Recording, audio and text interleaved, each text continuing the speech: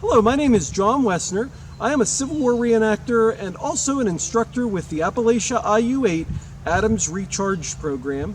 And today we're going to look at the sending of messages using signal flags during the American Civil War. Now in school, when you're studying the Civil War, you learn about the causes for the war, you learn about the battles, you learn about the generals who commanded the armies. And those are all important things. But sometimes we don't have time to address some of the more interesting aspects of things and some of the day-to-day aspects of things, such as these flags. Now this is a Civil War signal flag, and it's the kind of flag that would have been used to send messages during the Civil War. Both the Union and Confederate armies in the Civil War communicated by using signal flags in a system known as wig-wag code. Armies had been using drums and trumpets and banners to communicate on the battlefield throughout the ages. And those methods were all used in the American Civil War as well, along with the new invention of the telegraph. However, during the Civil War, both armies introduced new signal technology that permitted rapid communication across the battlefield and beyond. With signal stations on the field and the surrounding ridges, the Signal Corps would operate throughout the war, not only sending messages, but also observing behind the enemy lines. A signal system using flags and torches was invented by a U.S. Army surgeon named Major Albert Meyer in the 1850s, and it was adopted by the U.S. Army in 1860. He based his system on his doctoral dissertation on sign language systems for working with the deaf. His system permitted messages to be sent across areas where telegraph wires were unavailable. To the untrained observer, the flagman appeared to merely be waving a flag back and forth, and therefore it got the name wig-wag. Meyer became the Army's first chief signal officer, and his assistant developing the wig-wag system was a young officer named Lieutenant Edward Porter Alexander. Now, Lieutenant Alexander was a Georgian, so when the Civil War broke out, Alexander joined Georgia when Georgia seceded from the Union and went to fight for Georgia. So he took Meyer's signal system there and developed the signal system for the Confederacy. So basically both sides would be essentially using the same signal system, and therefore the encoding of these messages became absolutely critical. There were two forms of code that were used. Initially there was a 4-element code, but it was later simplified into a 2-element code. In the 4-element code, the movements of the flag would convey the numerals 1, 2, 3, or 4, and those numbers were then grouped to stand for letters, or in some cases, short words or phrases. The letter B, for example, might be formed with 1, 4, 2, 3 as a combination. By the end of the war, this had been simplified to a 2-element code that was now in use, and letters were formed by just using the numerals 1 and 2. Similar to the way dots and dashes were used in telegraphy, and similar to the way computers are programmed today using a code system called binary code. So they were using this binary coding system all the way back then. Okay. The 1s and 2s didn't exactly relate to dots and dashes, so it wasn't completely interchangeable. A 1 would be indicated by moving the flag from a vertical position to the sender's left, and a 2 would be indicated by moving it to the right. So if I were holding this flag and I wanted to form a 1, I would wave that flag down to my left and back to center. To do a 2, I would go to the right and back to center. Okay?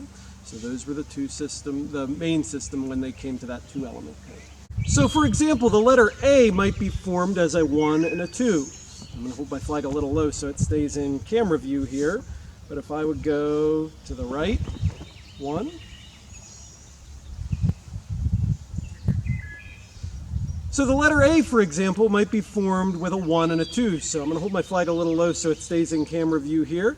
Ordinarily, it would be held up pretty high, but I'm going to go down to the left and back, down to the right and back. So that's 1, 2, and that's the letter A. X would be a little more complicated, but it's going to be using that 2-element code again. It's going to go 1, 2, 2, 1. So something like that. The motion of the flag was a very important part of all this, and it would help to enhance the readability of the signal. Now to encrypt a message, the signal disk would be made, or a signal disk would be used, and that could be made of 2 brass or even cardboard pieces. They'd normally be circular. So on one disk would be written the alphabet, on the other would be written the different numeral combinations, and then by rotating the disk, changing the alignment of which letter goes with which number system, that could change the code. The codes could then be easily changed, and each side spent a lot of time and effort trying to figure out and break the codes that were used by the other side. The signal parties would use different combinations of flag sizes, colors, and staff lengths to increase the readability of the signals. The signal kits that were issued by the U.S. Army included 7 different flags in 3 different sizes. There were 2 foot by 2 foot flags, 4 foot by 4 foot, which is what I have here, and 6 foot by 6 foot. A 2-foot flag allowed the signal to be sent over short distances in tactical situations where a flagman might have to lay down or signal from under cover. But the 4-foot flag was the most commonly used size. Obviously, a 6-foot flag would allow you to send over an extra long distance. So these different sizes worked in different ways. The color combinations were red or black with a white center square, or white with a red center, which is what I have. In any given situation, the color would be selected based on what would give the best contrast to the background. So if I were signaling and I was up on the top of a hill and my background was a white cloud-filled sky, then I might use the red or black flag with the white center. Against a dark background, like the woods that I have behind me here, I might use the white flag with the red square. And then the extra square in the center gave you some contrast even if the situation or conditions would change. Now, Meyer's Manual of Signals stated that with a 12-foot staff and a 4-foot flag, the signals should easily be able to be read at a distance of 8 miles at all times, except in cases of fog or rain. They are read at 15 miles on days and nights that are ordinarily clear. Now, at night, special torches that were fueled with turpentine would be used to send signals. One torch would be placed in the ground as sort of a reference point, and then a flying torch would be mounted on the end of the signal staff. Moving that torch from side to side, left to right, would allow you again to make those 1s and 2s that we talked about. Telescopes and field glasses were an essential part of the signalman's equipment. Union officers were accountable for their equipment, and they were under strict orders to not let it fall into enemy hands for any reason. So they would have to keep very careful accountability of that equipment. Now, a U.S. Army signal party could be as small as just 1 officer and 2 privates. That ratio is shown actually in some photographs from the time period. There's a photograph, if you search for it, called Signal Detachment on Elk Mountain, which was east of a battlefield a few weeks after a battle had been fought, and it shows 3 officers and 6 enlisted men. So that would be those different groups. Then you could have those different signal parties, 3 different signal parties based on that information. Only the officer would be allowed to understand the code or would be taught the code, and he was the one responsible for encoding and decoding those messages. The enlisted men would flag the signals, and they would assist in reading the code, and over time, eventually, a lot of them were able to figure out the code just because they used it so much. Not only were they expected to serve as communicators, but signalmen were also expected to assist the commanders with reconnaissance and surveillance because they were located in a lot of the highest points on the battlefield or on the terrain. The life of a signalman could be spent behind the lines enjoying good food and comfort of a commander's headquarters, or they could be sent out in advance of the army, exposed to the elements in remote, isolated locations, experiencing hardships and dangers. Work in the signal corps could be especially dangerous. The signalman had to be located at high elevations so that signals could be easily seen from a distance, and if your fellow soldiers could see these signals, well then so could the enemy, and they know that you're helping communicate and that you were the one kind of giving messages back and forth, giving information. So as a result, that put you in a very high-risk situation, and signal stations were often the target of enemy attacks. So what we're going to do next is actually try out some of these signals, try out some of these coded messages, and see what we can decode. So let's take a look at the way these messages may have been sent. Alright, so what we're going to do now is try some short messages. We're going to start with the 2-element code, so just the 1s and the 2s. There is going to be one more symbol, and it's going to look like this. And it just dips the flag forward and then brings it back up.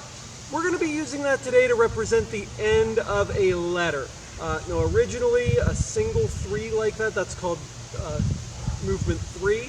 But that 3rd movement would have been used to signify the end of a word. 2 3s would have been the end of a sentence. 3 3s would have been the end of your message. They didn't have a symbol for the end of a word, but since we're new at this, we're going to try that out. Also, I am not a professional signaler. I was never trained to be a Civil War signaler, So this probably isn't exactly what it would have looked like. I'm going to do the best I can. My flagpole isn't exactly authentic to what their poles would have been. For one thing, their poles would have had 3 segments, so I only have an 8-foot pole. They actually would have had up to 12 feet of flagpole, so that they could have really extended this high up. Okay? But we'll do some simple messaging. What you're going to want to do is get a piece of paper and a pencil. Pause me if you need to go do that. Get a piece of paper and a pencil. Write down the numbers. Don't try to focus right now on figuring out what letter stands or what number pattern stands for what letter, but just get the letters or the numbers written down on paper. Then, after I'm finished with a message, go back and see if you can decode the message before I tell you what it is. So that's what we'll be trying. Okay? Just to review, if I form a 1, okay, I'm going to go down to my left and back up. Okay? Now, because it's my left and I'm facing you, as you watch, it looks like I'm going to the right on your side, but it's my left, and that's how this was done. So if I go to my left, it's a 1. If it goes to your right, it's a 1. Okay? If I go the opposite way, if I go to my right, it was important to make sure you kept that flag unfurled, so that was a challenge as well. But if I go down to my right and back up, then that's a 2. Okay?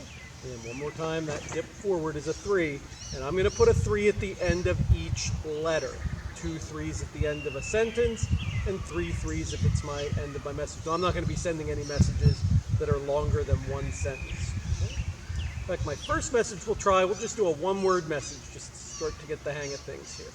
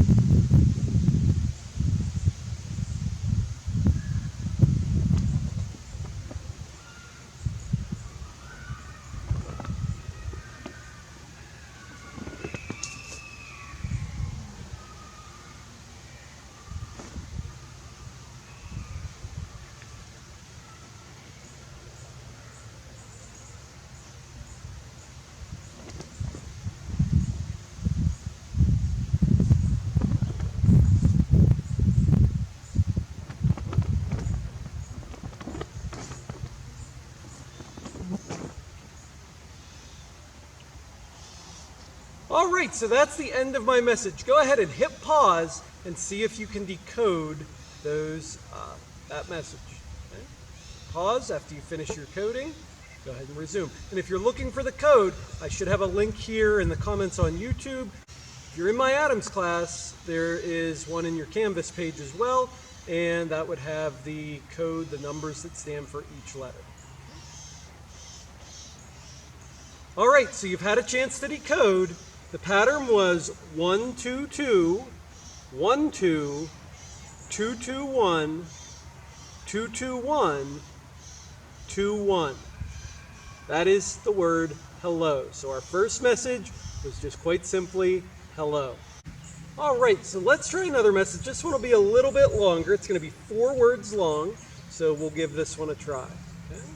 If I could go back up to that ready position. Sometimes they would even make sure they had the attention of the folks they were sending to, let them know a message was starting by doing some waving like this.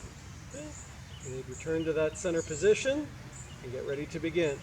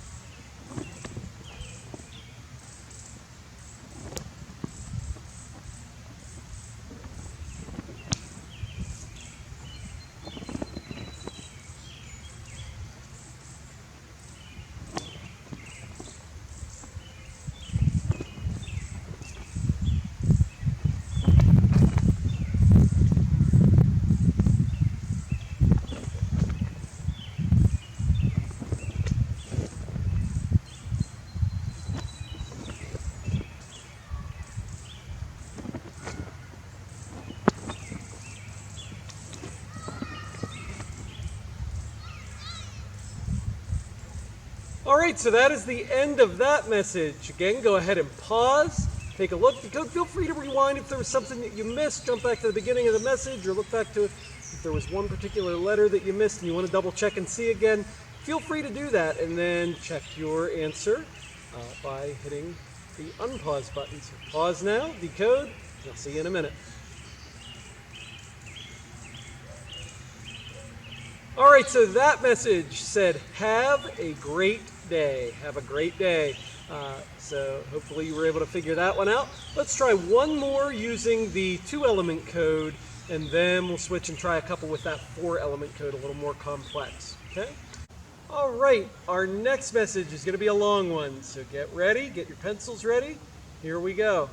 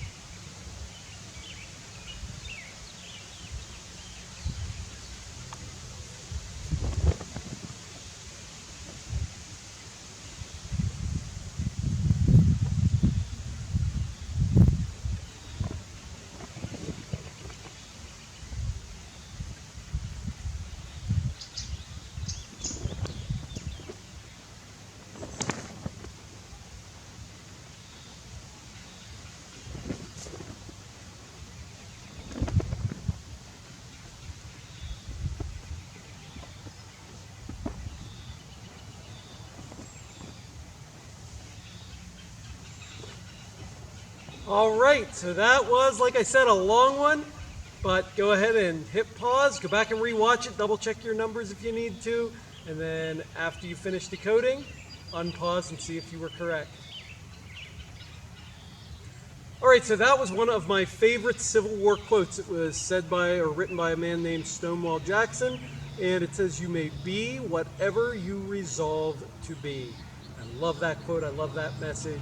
You can be anything you want to be. Just a timeless, great message from General Stonewall Jackson. All right, let's switch gears now, and we'll try some of the four-step codes, or four-method codes. So I'll show you what that looks like. All right, so now that you've had some practice with the two-element signal code, let's go ahead and try the four-element code. Now, the four-element code is actually the precursor to the two-element code. They were actually using the four-element code first, and they realized that it was a little more complicated, so it slowed things down. It slowed down the folks sending the message, and it also slowed down the folks receiving the message, just because there was more to think about. So they realized that it was more practical and more effective to simplify the code a bit in order to make the messages more easy to read and decode. So the way the four-element code works, it looks a lot like what you're used to already from the two-element code. A 1 is still a 1, so it's still down to my left. A 2 is still a 2, down to my right. But we're going to add two more symbols here, and that's where it gets a little confusing. So we're going to add a 3. It's not the same 3 that we used before. This time a 3 is going to go down to my left, all the way back across before it comes to rest at center. And I'm not even 100% sure if I'm doing this correctly. This is based on what I've read and what I think, but I've never actually seen this demonstrated. So that's my opinion a little bit based on some information that I've read and directions I've seen, but I'm still not 100% clear if this is actually the way it looked, but I'm fairly certain based on what I've read. So again, a 1 and a 3, since they're both odd numbers, are both going to start out down and to the left. A 2 and a 4 are both going to start out to the right. So there was my 1. Here's my 2 again. And my 4 is going to look the same way at first before it comes back across and then back to center. So one thing you have to be careful of, if you were in the habit of, as soon as you saw me dip to the left or dip to the right, you wrote a 1 or you wrote a 2, you'll have to hold off, because if you write a 1 as soon as I go down to the left and I actually end up going down and across before I stop, you'd need to write a 3. So it's a little more complicated, and that's where people got kind of mixed up. And it's easy to see how that would happen. So 1 versus 3, 2 versus 4. One more time, I'll go through all 4 of them. It's going to be 1, 2, 3, 4.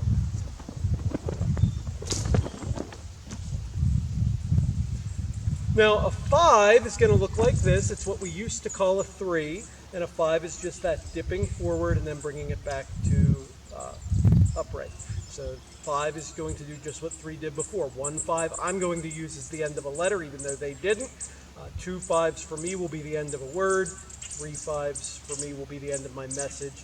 We're again not going to have a message that's any longer than one sentence, so we don't need that end of sentence signification here. All right, so our first message is going to look like this, first 4-element message. Get ready with your pencils and paper. Jot these down.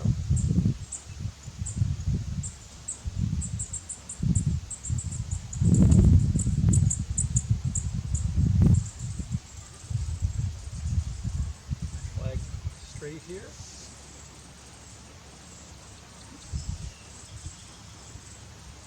Okay, get ready with your paper and pencil. Here we go.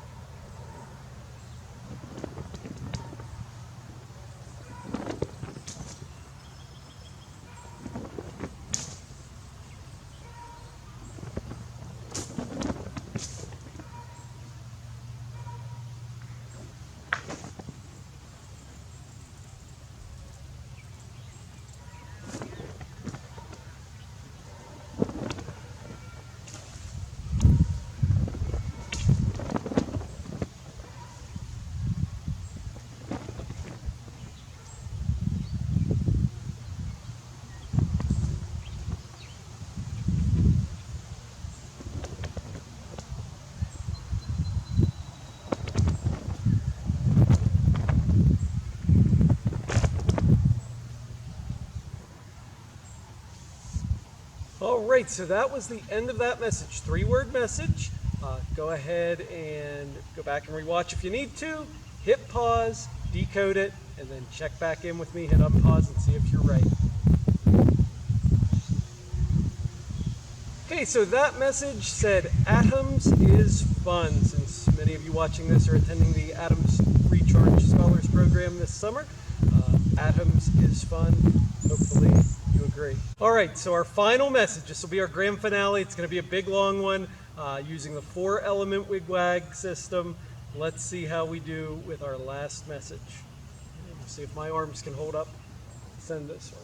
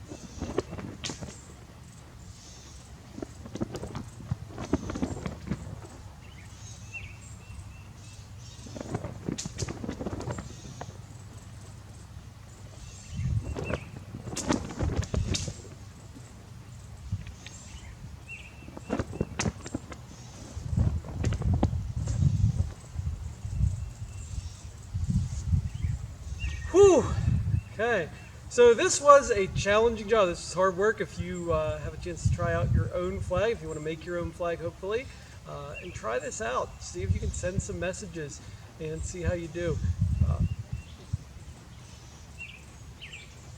Okay, go ahead and pause, rewind if you need to, pause, decode, and then check back for the answer.